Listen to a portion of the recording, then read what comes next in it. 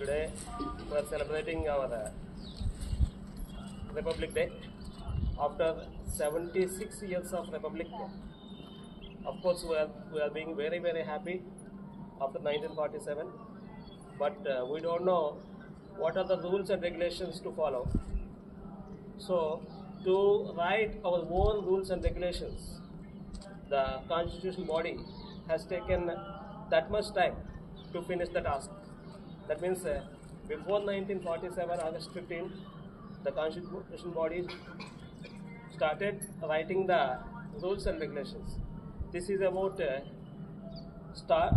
how to maintain our India and how to develop India in a proper way.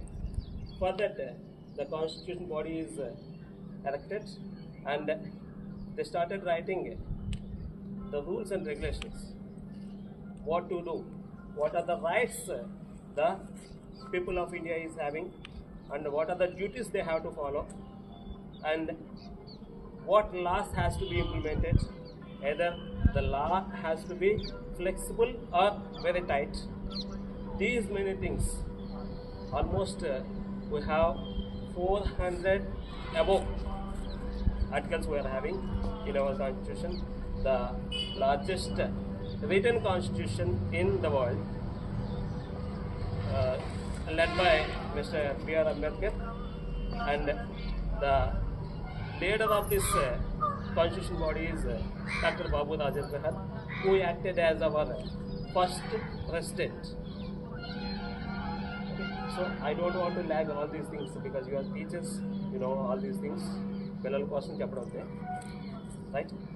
Now, I'm very happy to have our beloved correspondent sir, Sri Amanreddy garu here, and I invite the remaining dignitaries, our director madam, and Achyut garu, Satish Reddy garu, and Triveni ma'am, and all the remaining staff members from college and school also. Very thankful to be here, and now I request our chairman sir to come forward and hoist the flag in our institution.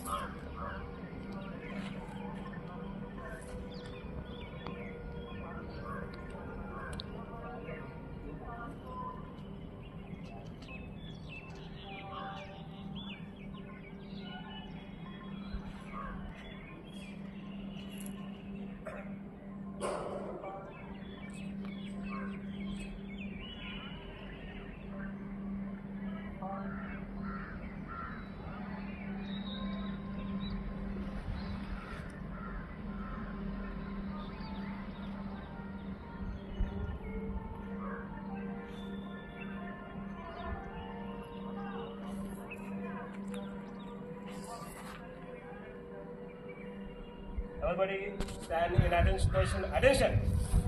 Studies! Attention!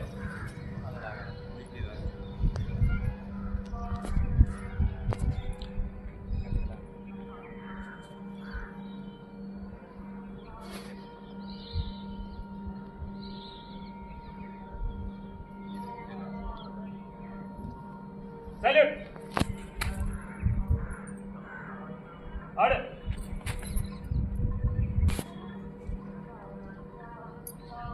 National.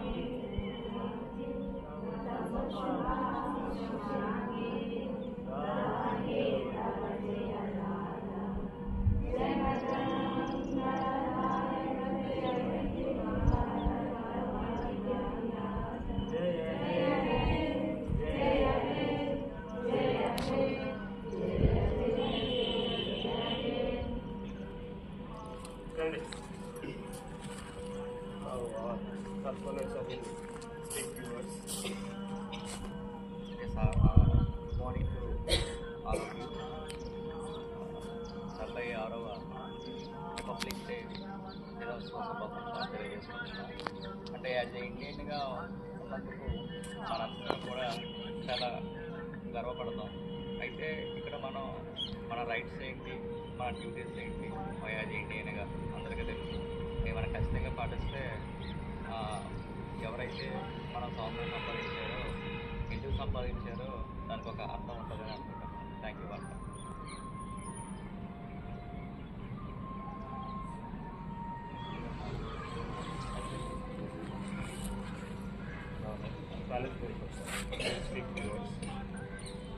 అందరికీ గణతంత్ర సంవత్సర శుభాకాంక్షలు. అంటే అంటే రాజ్యాంగం అంటే గణతంత్రము అంటే ఏంటి? ఫస్ట్ సాధారణంగా అంటే రిపబ్లిక్ డే అంటే అంతకుముందు బ్రిటిష్ వాళ్ళు పరిపాలన జరిగింది 200 సంవత్సరాలు. తర్వాత మనము సొంతంగా ఎలక్ట్ చేసుకుని ఒక ప్రభుత్వాన్ని ఏర్పాటు చేసుకునే దాన్ని రిపబ్లిక్ కింద అని చెప్పుకుంటాం. ఏమిటి అయితే జనవరి 20వ తారీఖు ఎందుకు జరుపుకుంటున్నామో మిగతా రోజుల్లో ఎప్పుడైనా జరుపుకోవచ్చు కదా అని మీకు అనుకోవచ్చు. అంటే చాలామంది టీచర్స్ తెలిసి అనుకోండి. సాధారణంగా మనకి ఈ బ్రిటిష్ ప్రభుత్వం యొక్క చట్టాలని అమల్లోకి తెచ్చుకునేవారు. అయితే 1930లో మనకి ఈ సుభాష్ చంద్రబోస్ కానివ్వండి, తర్వాత నెహ్రూ గారు కానివ్వండి, వీళ్ళు జనవరి 26వ తారీఖున 1930 జనవరి 26వ తారీఖుని ప్రతి పట్టణంలోనూ పల్లెల్లోనూ ప్రతి మన జెండా ఎగరవేసి అప్పుడే స్వాతంత్రం వచ్చినట్టుగా అప్పుడు సంబరాలు జరుపుకోవడం జరిగింది. అదే రోజు అయితే మనకి రాజ్యాంగం రాసింది మీ అందరికీ తెలిసిందే 1949 నవంబరు 26వ తారీఖుని ఈ యొక్క కమిటీ అప్పటికే ఆమోదం తెలిపింది. కానీ 2 నెలలు ఆగిన తర్వాత అప్పుడు మనము ఎలాగన్నా మన జాతీయ కాంగ్రెస్ కమిటీ నిర్వహించిన ఆ రోజు మనము జరుపుకుందామనే ఉద్దేశంతో ఈ యొక్క 1950 జనవరి 26వ తారీఖుని మనము ఈ యొక్క పండుగను జరుపుకోవడం జరుగుతుందండి. అసలు రాజ్యాంగం అంటే ఏంటి? మీకు చిన్న కథ చెప్తాను. అంటే ఒక భార్యాభర్తలు ఉన్నారు, ఇద్దరు పిల్లలు. ఆ పిల్లవాడికి రిపబ్లిక్ డే కాదని వాళ్ళ మదరు రెడీమేడ్ ఒక షర్టు ప్యాంటు తీయించేయండి. అయితే రెడీమేడ్ అనగానే వస్తే సరే కొస్తాను వచ్చేది, పొడుగానే వచ్చేది. అయితే ఆ కుర్రోడికి ఆ ప్యాంటు పొడుగు రావడం జరిగింది. అయితే ముందు తండ్రి దగ్గరికి వెళ్ళి, డాడీ కొద్దిగా నాకు 2 ఇంచులు పొడుగు వచ్చింది ప్యాంటు, కొద్దిగా కట్ చెయ్యి, అదే కట్ చేసి కొడుతుంది అంటే, ఉండరా నేను ఏదో వర్క్లో ఉన్నాను, అర్జెంట్ వర్క్లో ఉన్నాను, కొద్దిగా ఆఫీస్ వర్క్, దాన్ని కంప్లీట్ అయిపోయిన తర్వాత చేస్తాను, దాన్ని పక్కన పెట్టు అన్నారు. పాపం కుర్రోడు అక్క తల్లి దగ్గరికి వెళ్ళాడు.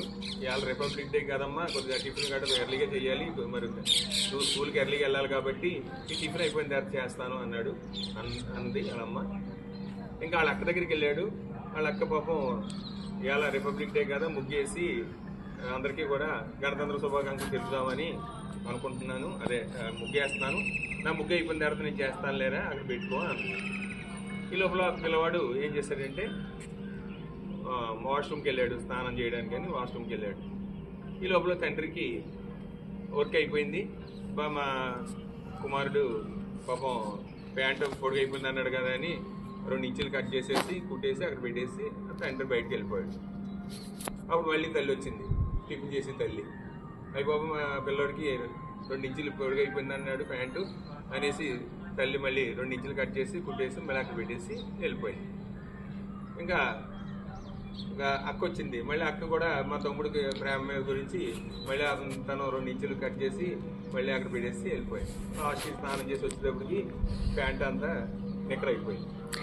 అంటే ఇక్కడ అర్థం ఏంటి? అర్థం అంటే కోఆర్డినేషన్ అనేది లేదు అక్కడ. అంటే ఇప్పుడు మనకి అనేక సంస్థలు ఉంటాయండి మన ఇండియాలో. అంటే ఏ సంస్థ ఎంత, అంటే వాళ్ళకి రూల్స్ అండ్ రెగ్యులేషన్స్ ఎంత ఉండాలి, ఎంతవరకు వాళ్ళు హక్కులు పాటించాలి, ఇవన్నీ ఇది చెప్పేది రాజ్యాంగం అనమాట. అంచేత అక్కడ కోఆర్డినేషన్ ఉంటే అంత డిఫరెన్స్ రాదు, తేడా రాదు కదండి. అంటే అంచేత మనకి ఈ రాజ్యాంగం అనేది ఎవరు ఎంత లిమిట్లో ఉండాలి, ఎవరైతే చట్టాలు పాటిస్తారో అంటే మన యువత అనేది చట్టం పాటించే మన దేశ అభివృద్ధి అనేది జరుగుతుందండి.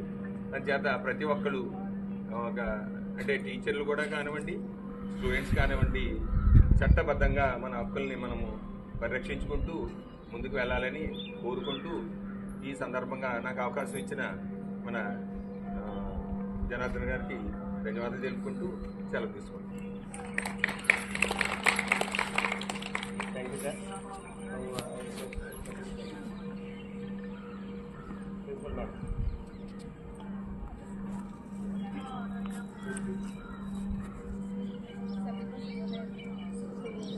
అందరికీ రిపబ్లిక్ డే శుభాకాంక్షలు.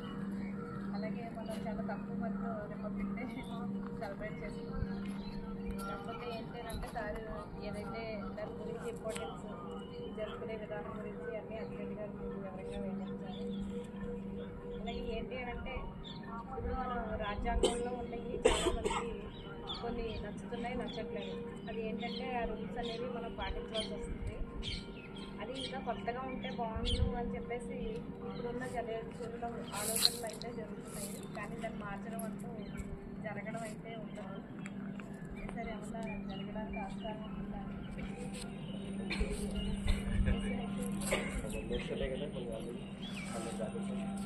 కాకపోతే ఏంటి అంటే అందులో ప్రతి ఒక్కరి గురించి చాలా వివరంగా అయితే ఉంటుంది. ఏదైతే పాటించాలి ఏంటి అని, ముఖ్యంగా యువత అంటే భారతదేశానికి మనకి ఎలా అయితే ఇవన్నీ వచ్చినాయో అదేవిధంగా మీరు అందరూ కూడా తెలుసుకుని దాంట్లో ఉన్నది ఏదైతే ఉన్నదో అవన్నీ పాటిస్తూ కూడా ముందుకు వెళ్ళాలని నేను కోరుకుంటున్నాను.